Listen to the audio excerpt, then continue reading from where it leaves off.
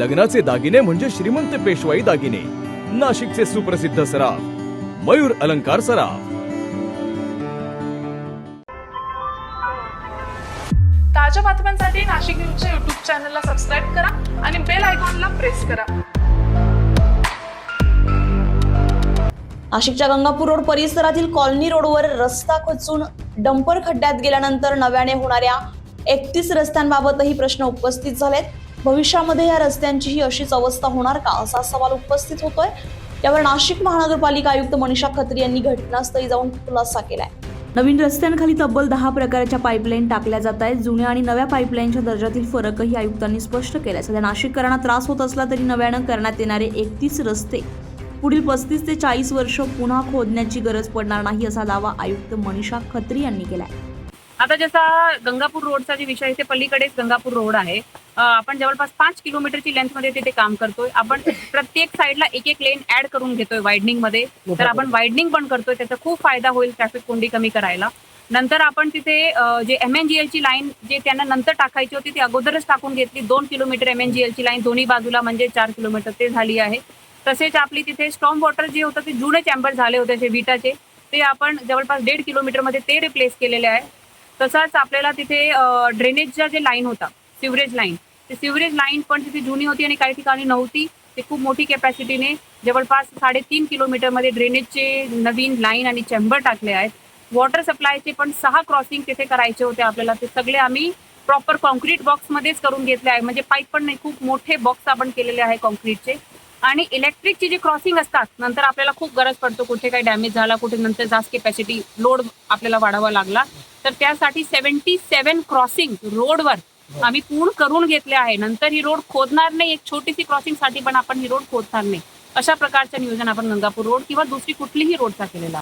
कामाला कुठल्याही प्रकारचा डिले होत नाही आहे. ऑलरेडी मी ते बऱ्याच वेळी पण सांगितलं आहे. आपले युटिलिटीजचे काम होते ते सगळे संपले. आता रोड वायडनिंगचे काम चालू आहे डांबर रोडमध्ये.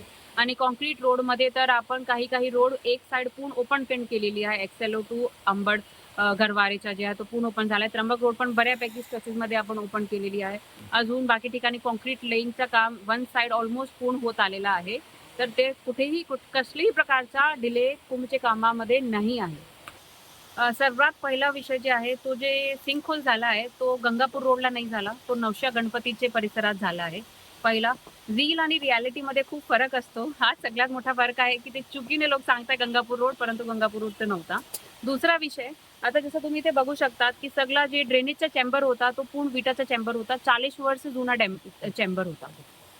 जे 40 वर्ष जुना चेंबर होता ड्रेनेजचा, त्याच्यावर 15 वर्ष अगोदर इथे रोड बांधण्यात आली होती.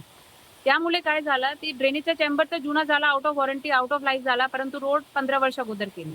आता आपण सिंहस्थ रोडमध्ये काय करतोय, जे काही आपण नवीन रोड घेतले आहे की जे असे सगळे आउट ऑफ लाईफ चेंबर्स आहेत किंवा पुढचे 10-15 वर्षात ते आउट ऑफ लाईफ होणार आहे, ते आताच काढून घेतोय.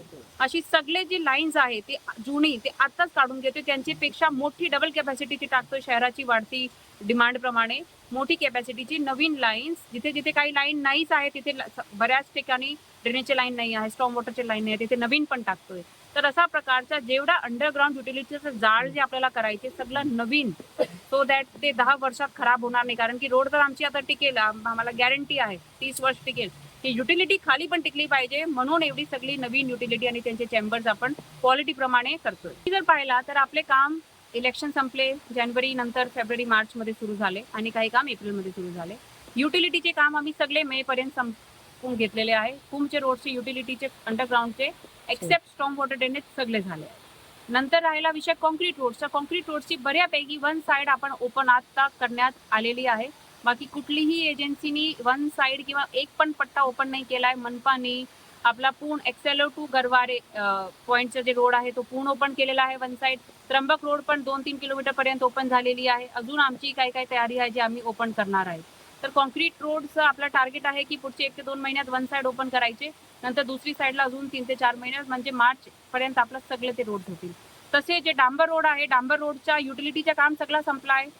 आता वायडनिंगचं काम पण संपण्यात आलेलं आहे आणि ऑक्टोबरमध्ये एकदा पाऊस संपला की आम्ही इमिजिएटली वॉर फुटिंगवर डांबरचे काम करून पुढचे 3 ते 4 महिने, त्याच्या पुढे 3 ते 4 महिन्यात ते पूर्ण करू. संजय परमार, नाशिक न्यूज, नाशिक.